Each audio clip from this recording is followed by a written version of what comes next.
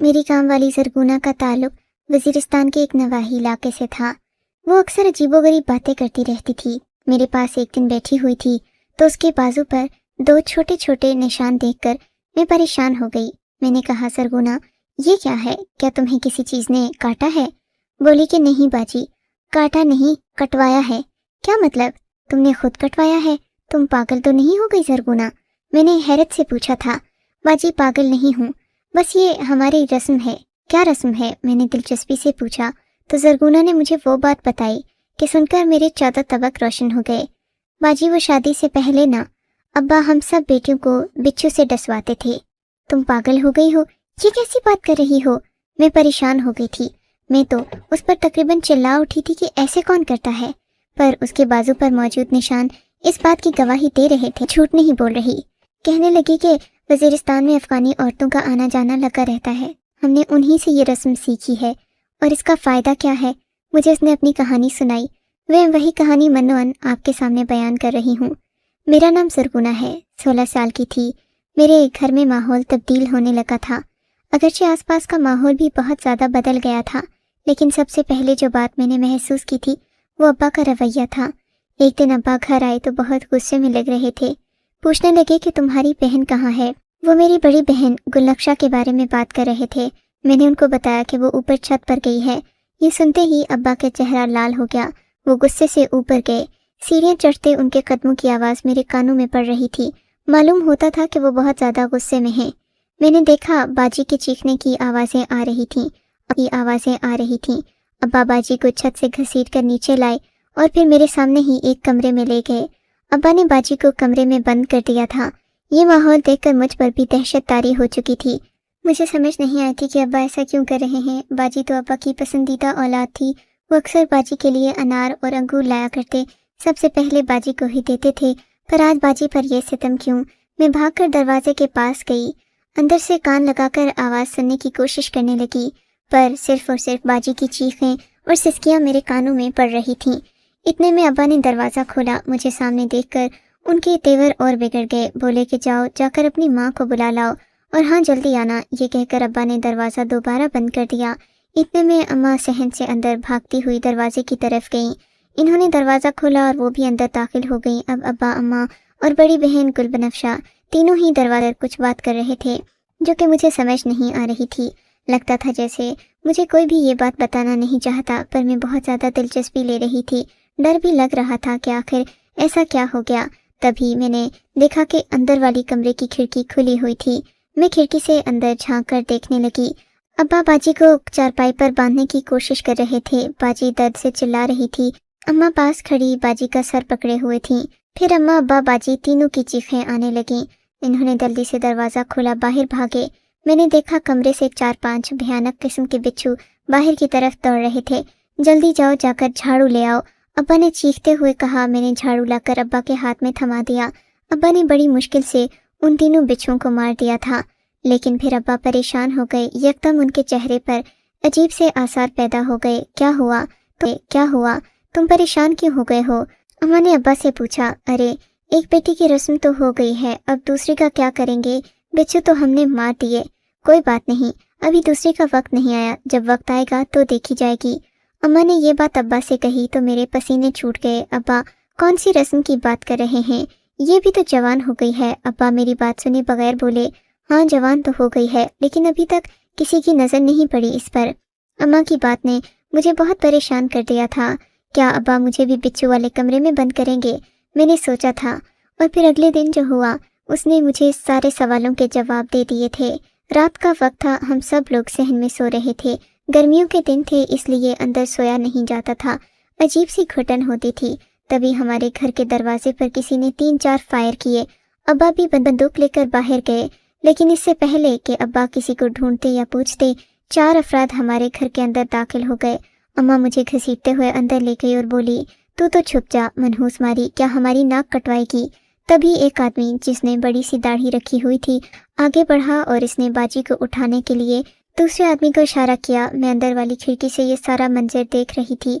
ये लोग डंडे के जोर पर बाजी को उठाकर ले गए थे। अब्बा और मैं कुछ भी नहीं कर सके थे, ना ही अम्मा कुछ कर सकी थी। ہم تینوں بے بس کھڑے ہوئے تھے۔ ابا کے چہرے پر عجیب سا اطمینان تھا، جیسے اب انہیں کسی چیز کی فکر نہیں ہو۔ میری بہن، میری بیٹیاں سب محفوظ ہیں اللہ کے حکم سے، تم بالکل بھی فکر نہیں کرو، آرام سے جا کر سو جاؤ۔ ارے میں کیسے سو جاؤں؟ تم کہہ رہے ہو کہ میں آرام کروں؟ وہ میری بیٹی کو اٹھا کر لے گیا ہے، درندہ کہیں گا، انہیں وہ اس کے ساتھ کیا کرے گا؟ کچھ نہیں کرے گا، زیادہ سے زیادہ میری بیٹی کے ساتھ نکاح کرے گا، مجھے بھروسہ ہے۔ گلاب خان کے دشمن بھی بھروسے والے ہیں، کم ظرف نہیں ہے میرے دشمن۔ ابا نے یہ کہہ کر گھر کا دروازہ بند کیا۔ میں حیران تھی کہ ابا اتنے سکون سے کیسے سو گیا ہے۔ صبح ہوئی تو ایک اور خبر علاقے میں گردش کر رہی تھی۔ گلاب خان کا بڑا بیٹا اورنگزیب اس دنیا سے رخصت ہو چکا تھا۔ اورنگزیب کے مرنے کی دیر تھی کہ شام کو باجی بھی ہمارے گھر آ گئی۔ ابا نے اس سے پوچھا کہ کیا ہوا تھا، تب باجی نے عجیب بات بتائی کہ گلاب خان نے اپنے بیٹے اورنگزیب کے ساتھ ان کا نکاح کر دیا تھا، پر جب صبح ہوئی تو گلاب خان نے بتایا کہ اورنگزیب کا انتقال ہو گیا ہے۔ یہ بات بہت دکھ دینے والی تھی۔ باجی کا نکاح تو ہوا تھا، پر وہ ایک ہی دن میں بیوہ ہو گئی تھی۔ مجھے اس بات کی سمجھ نہیں آئی تھی کہ ابا کو اس سارے مسئلے میں نہ ذرا سی بھی پریشانی ہوئی۔ نے اپنے دشمنوں سے بدلہ لینے کا سوچا، کیونکہ ابا بہت زیادہ مطمئن لگ رہے تھے، ورنہ تو پٹھان لوگ اپنی بیٹیوں کے لیے کئی نسلوں تک دشمنی رکھتے ہیں، اور بات عورت کی عزت کی ہو تو ایک سیکنڈ میں کئی جانیں ہار جاتی ہیں۔ لیکن اب کی بار ایسا نہیں ہوا تھا۔ پورے علاقے میں غم و غصے کی لہر تھی۔ سب لوگ میری بہن پر باتیں کر رہے تھے کہ اسی نے اورنگزیب خان کو کچھ کیا ہے، ورنہ وہ اتنی کم عمری میں کیسے وفات پا سکتا تھا۔ تب ابا نے ایک انوکھا فیصلہ کیا، کہا کہ کوئی بات نہیں، تمہارے بیٹے کی جان چلی گئی تو تم میری دوسری بیٹی لے جاؤ۔ ابا کی فراخ دلی دیکھ کر سبھی لوگ بہت زیادہ حیران تھے۔ کسی نے سوچا بھی نہیں تھا کہ ابا اتنی فراخ دلی سے کام کیوں لے رہے ہیں۔ سب سے پہلا پہاڑ تو میرے سر پر ٹوٹا تھا۔ میں یہ سوچ بھی نہیں سکتی تھی کہ میری شادی عاطف کے علاوہ کسی سے ہو۔ میں اسے شروع سے ہی پسند کرتی تھی، وہ بھی میرے لیے جان دیتا تھا، کو سر جھکانا پڑا تھا۔ میری شادی گلاب خان کے چھوٹے بیٹے سربلند خان کے ساتھ طے کر دی گئی۔ میرے دل میں اتنی پریشانی تھی کہ بتا نہیں سکتی۔ جب میں رخصت ہونے کو تھی تو اماں نے مجھ سے کہا، بیٹی رخصتی سے پہلے تمہیں ایک رسم کرنا پڑے گی، اور اس رسم کے لیے تمہارے ابا نے کہا ہے کہ جان بھی چلی جائے تو کوئی بات نہیں۔ میں اماں کی بات سن کر حیران ہو گئی۔ اماں، شادی کی ساری رسمیں تو سسرالیوں کے سامنے ہی ہوتی ہیں، کون سی رسم ہے جس کے لیے تم مجھے اندر آنے کا بول رہی ہو؟ میں نے اماں سے پوچھا۔ اماں مجھے ہاتھ سے پکڑ کر اندر لے گئی تھی۔ ابا بھی سامنے ہی کھڑے تھے۔ اماں ابا دونوں مل کر مجھے اوپر والے کمرے میں لے گئے۔ اس وقت یہاں پر کوئی بھی نہیں تھا، سب لوگ شادی کی رسموں میں مصروف تھے۔ اورنگزیب خان کی وفات کے 1 مہینے بعد ہونے والی اس شادی سے اتنی بڑی تباہی ہوگی کسی نے سوچا بھی نہیں تھا۔ ابا مجھے اندر والے کمرے میں لے کر آئے، میرے سامنے ایک کالے رنگ تھا۔ ابا مجھے اندر والے کمرے میں لے کر آئے، میرے سامنے ایک کالے رنگ کا ایک شاپر کھولا جس میں سفید چھوٹے چھوٹے ڈبے تھے۔ میں نے دیکھا وہ ڈبے شیشے کے تھے اور ان میں کالے بچھو نظر آ رہے تھے۔ انہیں دیکھتے ہی میں چیخ اٹھی، ابا یہ کیا ہے؟ یہ ظلم مجھ پر نہ کرو خدا کے لیے، تم نے باجی کے ساتھ بھی یہی کیا تھا۔ بیٹی میں تمہارا دشمن نہیں ہوں، باپ ہوں تمہارا، میں تمہارے بھلے کے لیے ہی سوچ رہا ہوں۔ ابا اگر تم بھلے کے لیے سوچ رہے ہو تو یہ کیا ہے؟ کیا تم میری جان لینا چاہتے ہو؟ میری پیاری بیٹی، میں تمہاری جان کیوں لینا چاہوں گا؟ میں تو تمہیں مضبوط بنا رہا ہوں، تم فکر نہیں کرو، بس تم اپنی آنکھوں پر پٹی باندھ لو، اس کے بعد تم مجھ پر چھوڑ دو۔ تمہارا باپ اتنا اناڑی نہیں ہے، اس نے بھی بڑے کام کیے ہیں، اور یہ بال میں نے دھوپ میں سفید نہیں کیے بیٹی۔ ابا نے بڑے پیار سے میرے آنکھوں کے سامنے پٹی باندھی تھی۔ میرا دل خوف سے کانپ رہا تھا۔ پھر مجھے لگا جیسے میرے جسم میں 2 سوئیاں چبھوئی گئی ہوں، جیسے آج میری زندگی ختم ہو جائے گی۔ یوں لگ رہا تھا جیسے مجھے سانپ نے ڈس لیا ہو۔ جب میری آنکھ کھلی تو ابا میرے سامنے کھڑے تھے، اماں بھی مسکرا رہی تھی۔ مجھے دیکھ کر بولی، بس بیٹی اب میں بہت خوش ہوں، تمہاری رسم ہو گئی، اللہ اس رشتے میں برکت ڈالے گا۔ تمہارے ابا تو کہتے ہیں کہ اس رشتے کے بعد، اس رسم کے بعد کوئی بیٹی ناخوش نہیں رہتی۔ میں تو اماں ابا کی باتوں پر یقین کرنے والی سادہ سی لڑکی تھی۔ میں نے کہا، اماں جیسے آپ کہو، میں خوش ہوں کہ میری جان بچ گئی، ورنہ تو یہ بچھو دیکھ کر مجھے لگ رہا تھا کہ میری جان چلی جائے گی۔ اماں نے مجھے پھر سے میری چادر اڑھائی اور باہر لے آئی۔ مہمانوں میں کسی کو پتہ نہیں تھا کہ اندر کیا ہوا ہے۔ سب لوگوں کو میں نارمل ہی لگی تھی، کیونکہ میں نے اپنے چہرے کے تاثرات پر قابو پا لیا تھا۔ مجھے مہمانوں کے درمیان بٹھا دیا گیا۔ میرا نکاح اورنگزیب عالم کے بڑے بھائی کے ساتھ طے کر دیا گیا۔ میں بیاہ کر اپنے شوہر کے گھر آ گئی، پر میرا دل گھبرا رہا تھا۔ میں بہت پریشان تھی، ایسا معلوم ہو رہا تھا جیسے کچھ بہت برا ہونے جا رہا ہے۔ میں اپنے کمرے میں بیٹھی شوہر کا انتظار کر رہی تھی۔ جب وہ اندر داخل ہوا، اس کی پہلی نظر مجھ پر پڑتے ہی چہرے پر غصے کے تاثرات آ گئے۔ تو وہی ہے جس کی بہن نے میرے بھائی کو قتل کیا ہے۔ میں خاموش ہو گئی تھی، میں کیا کہتی۔ میرے شوہر نے میرا گھونگھٹ سختی سے اتارا اور میرے چہرے کو زور سے اپنے ہاتھوں کی مضبوط گرفت سے دبوچتے ہوئے بولا، بتا، تو ہی ہے نا، تیری ہی بڑی بہن نے میرے بھائی کا قتل کیا ہے۔ میں کیا بولتی، میری آنکھوں سے ٹپ ٹپ آنسو گرنے لگے۔ میں کچھ نہیں جانتی، میری بہن ایسی نہیں ہے، وہ ایک جوان جہاں مرد کو کیسے قتل کر سکتی ہے؟ ہوگا اس کا کوئی عاشق جس نے میرے بھائی کو راتوں رات جان سے مار دیا، پر میں ایسا نہیں ہوں۔ میں نے اپنے باپ سے قسم کھائی تھی کہ میں تمہیں ہمیشہ ساری زندگی اپنے پیر کی جوتی بنا کر رکھوں گا۔ تمہارا باپ کیا سمجھتا ہے کہ وہ محلے والوں کی نظر میں اچھا اور شریف بن کر ہمیں نیچا دکھائے گا؟ میں بھی کہوں کہ ہم اس کی بیٹی اٹھا کر راتوں رات لے آئے اور وہ بولا بھی نہیں، ایسا کیسے ہو سکتا ہے؟ بے غیرت تو وہ ہے نہیں، ضرور اس نے کوئی چال چلی ہوگی ہمارے ساتھ، پر تم بالکل فکر نہیں کرو، میں تمہارے ساتھ وہ کروں گا جو تم نے ساری زندگی نہیں سوچا ہوگا۔ تمہیں جوتے کی نوک پر بھی نہیں رکھوں گا، اس لیے میں اس کمرے سے جا رہا ہوں۔ صبح اٹھ کر سارے کمرے کی صفائی تم کرو گی اور سارے گھر کے کپڑے برتن سبھی کچھ تم صاف کرو گی۔ میری ماں اور بہنیں آج کے بعد اس گھر کا کوئی کام نہیں کریں گی۔ اپنے شوہر کی یہ ناانصافی والی باتیں سن کر میری آنکھوں میں آنسو آ گئے، پر ابا نے کہا تھا کہ اس رسم سے تمہاری حفاظت ہوگی، بس تم نے ڈرنا نہیں ہے۔ میں خاموشی سے بیٹھ گئی۔ اس کے بعد میرا شوہر اپنے کمرے سے چلا گیا۔ تقریباً سحری کے وقت میری آنکھ کھلی، میرا شوہر میرے سامنے بیٹھا، مجھے بلا۔ میں اس کا ارادہ سمجھ گئی تھی، پر میں اسے کیا کہہ سکتی تھی، وہ تو میرا شوہر تھا۔ مگر اصل بھونچال تو صبح آیا تھا۔ فجر کی نماز پڑھنے کے بعد جب ہم سوئے، میری ساس نے سورج نکلنے کے ساتھ ہی میرے کمرے کا دروازہ بجایا۔ یہ تقریباً صبح کے 8 بجے ہوں گے۔ میں نے دروازہ کھولا، سامنے میری ساس کھڑی تھیں۔ ہاں بھائی، اٹھ جاؤ تم دونوں، خاندان والے انتظار کر رہے ہیں، ناشتے کی میز پر آ جاؤ، میں تمہارا انتظار کر رہی ہوں۔ اور ہاں، اپنے شوہر کو بھی جگا کر ناشتے کی میز تک لے آؤ۔ میں اپنی ساس کی بات سن کر جیسے ہی پیچھے مڑی، اپنے شوہر کے جسم پر نظر پڑتے ہی میں حیران رہ گئی تھی۔ مجھے لگا جیسے میرے سر پر آسمان آ گرا ہو۔ اس کے منہ سے جھاگ نکل رہی تھی اور وہ بے ست بستر پر پڑا تھا۔ اس کے ہاتھ ایسے بکھرے ہوئے تھے جیسے وہ کوئی بے جان لاش کی مانند ہو۔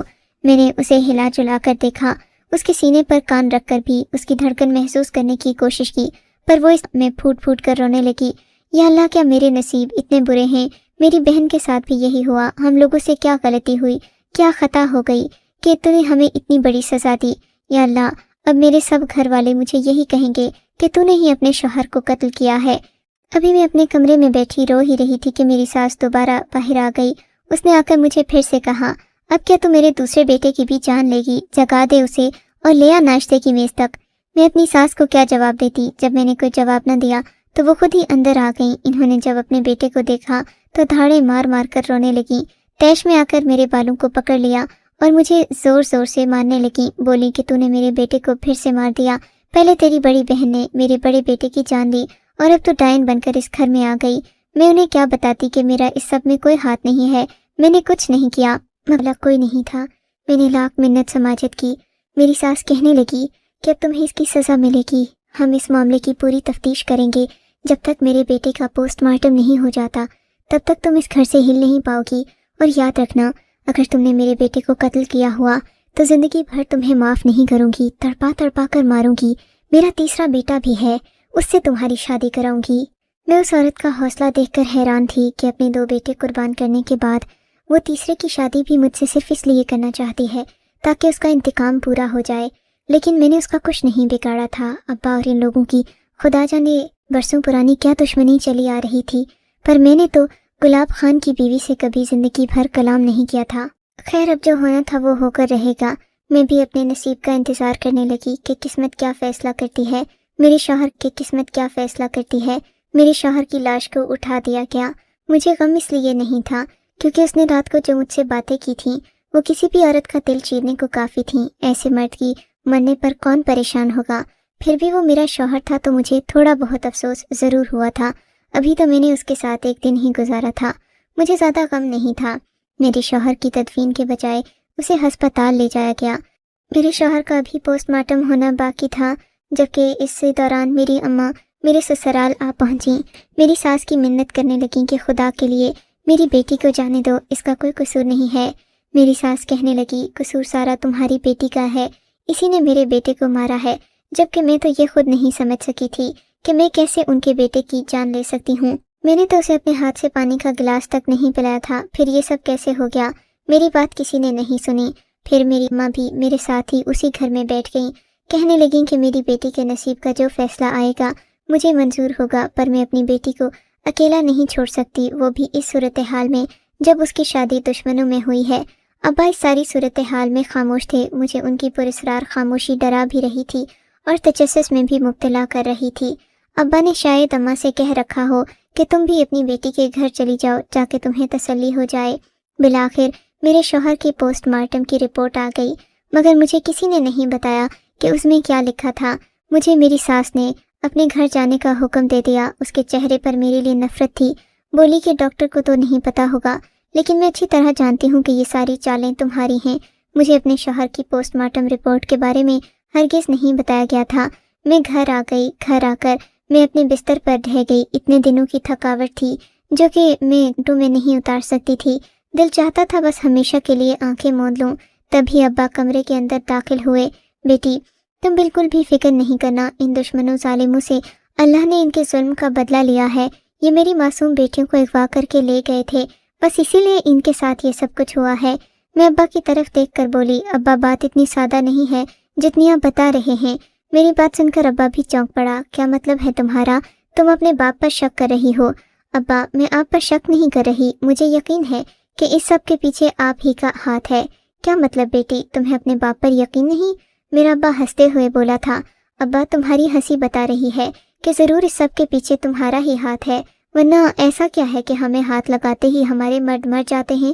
میری بات سن کر ابا ہنستا ہوا باہر چلا گیا۔ میں نے ابا سے کسی بات کا جواب نہیں مانگا تھا، لیکن مجھے ایسا محسوس ہوا جیسے ابا کوئی بات کرنے اماں کے پاس جا رہے ہیں۔ میں ان کے پیچھے پیچھے اٹھائی تھی۔ اماں کو بھی اس بات کا نہیں پتہ تھا کہ آخر میرے اور باجی کے شوہر کی موت کیسے ہوئی تھی، بات صرف ابا کو پتہ تھی۔ میں ابا کی باتیں سننے کے لیے ان کے کمرے کے باہر کھڑی ہو گئی تھی۔ دروازے میں سے آواز صاف آ رہی تھی۔ ابا اماں سے مخاطب تھا، دیکھو گلالئی، میں نے بھی کیسا بدلہ لیا ہے گلاب خان سے، زندگی بھر نہیں بھولے گا۔ اس کے دونوں بازو میں نے کاٹ کر رکھ دیے ہیں۔ میرا کوئی بیٹا نہیں تھا تو اسے ایسا لگا کہ جیسے وہ مجھ سے بدلہ لے گا، پوری زندگی میرے ناک میں دم کرے گا۔ بیٹیوں کو بہا کر لے جائے گا تو ہمیشہ اس کا پلڑا مجھ پر بھاری رہے گا، لیکن میں نے ایسا نہیں ہونے دیا۔ پوچھو کیسے؟ اماں نے سہمی ہوئی آواز میں پوچھا۔ کیسے؟ ارے بدھو عورت، بے وقوف عورت کی عقل واقعی جوتے میں ہوتی ہے۔ میں نے تمہارے سامنے ہی تو سب کچھ کیا تھا، کیا تمہیں اب بھی سمجھ نہیں آیا؟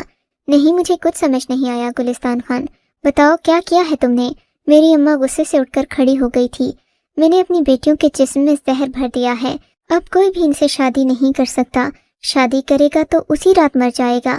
میں اپنی بیٹیوں کو پڑھاؤں گا، لکھاؤں گا، شہر میں جا کر نوکری کراؤں گا اور یہاں کے بیٹوں سے بھی زیادہ آگے لے کر جاؤں گا انہیں۔ ابا کی یہ بات میرے ذہن پر کسی بجلی کے کوندے کی مانند لگی تھی۔ مجھے لگا جیسے ابا نے کھڑے کھڑے ان دو لوگوں کا قتل کر دیا ہو اور ساتھ ہمیں بھی ناکارہ بنا دیا ہو کہ اب ہم کسی سے شادی نہیں کر سکتی۔ مجھ سے یہ سن کر رہا نہیں گیا، دروازہ کھول کر اندر داخل ہو گئی۔ ابا، تم ہی مجرم ہو ہمارے، تم نے ہمارے گھر اجاڑے ہیں، اب کون ہم سے شادی کرے گا؟ تو نے سن لیا ہے تو پھر یہ بھی جان لے، اس زہر کا اثر صرف 10 سال کا ہے۔ تم لوگوں کی عمریں ہی کیا ہیں؟ ابھی تو 16 سال کی ہو۔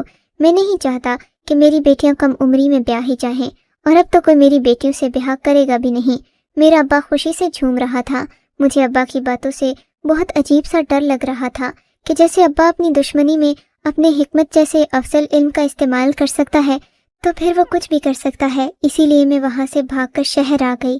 آج میں تمہارے بنگلے پر کام کرتی ہوں، پر مطمئن ہوں کم از کم مجھے یہ تو پتہ ہے کہ میری وجہ سے کسی کی جان نہیں جائے گی۔ یہ کہہ کر زرگونہ تو خاموش ہو گئی، پر میرے ذہن کے 14 طبق روشن ہو گئے۔